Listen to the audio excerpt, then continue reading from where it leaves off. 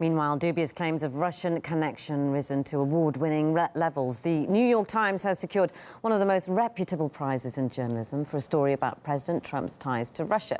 That's despite one of its articles being debunked by the FBI. Caleb Maupin delved a little deeper. The George Polk Award is one of the most prestigious awards in journalism.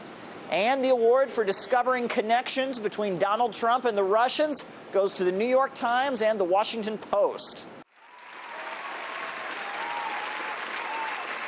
Special recognition goes out this year to the staffs of the New York Times and the Washington Post for their extraordinary effort in uncovering the connection between the Trump presidential campaign and the Kremlin that led to Special Counsel Robert Mueller's ongoing investigation. Yes, these bold reporters investigated and uncovered that Donald Trump's family has direct ties to some Russian spies. Now, what a huge discovery. No wonder they won this huge award. Except that's not actually true. Take the New York Times article with the headline, "Trump campaign aides had repeated contact with Russian intelligence." It was debunked by FBI Director James Comey, not exactly Trump's biggest fan or promoter. Would it be fair to characterize that story as almost entirely wrong? Yes. People talking about it often don't really know what's going on, and those of us who actually know what's going on are not talking about it. And we don't call the press to say, hey, you got that thing wrong about this sensitive topic. We just have to leave it there. So over half a year ago, the story was actually refuted by former FBI Director James Comey.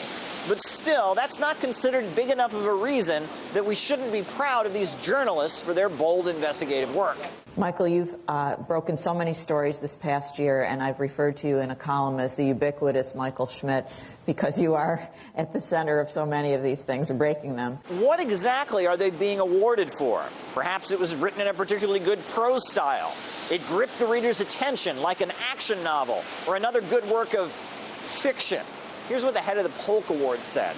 With smartphones and social media, we have never had more access to information, and yet truth is more elusive than ever. The Polk Awards honor truth. The New York Times did run a correction like any good newspaper. An earlier version of a photo caption with this article gave an incorrect middle initial for Paul Manafort. It is J, not D. That's what you call honest journalism, at least when it comes to initials. Caleb Maupin, RT, New York.